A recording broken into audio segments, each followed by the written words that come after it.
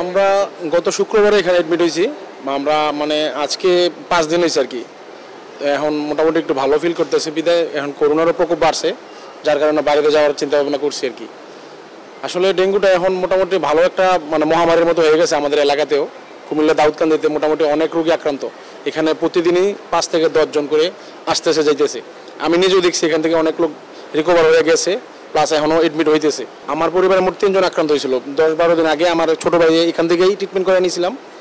এখন আমরা 2 জন আবার অসুস্থ হয়ে গেছি।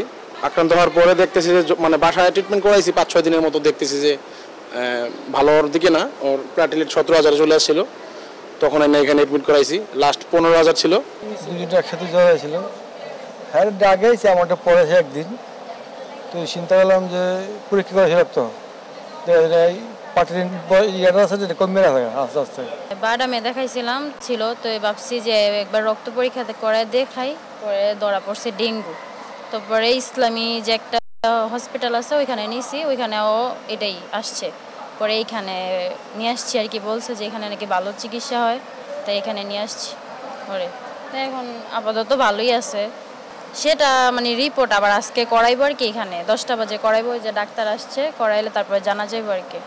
অনুযায়ী বলছে যদি বেশি খারাপ হয় তাহলে ভর্তি থাকতে হইব 2-3 দিন, আর যদি ভালো হয় তাহলে বাসায় পাঠাই দিব আর কি। স্বাভাবিক ডাক্তার ইবনে সিনা ডাক্তার দেখানো 3 দিন পরে বলছে ভর্তি করতে, তো কাল রাত্রে আসছে।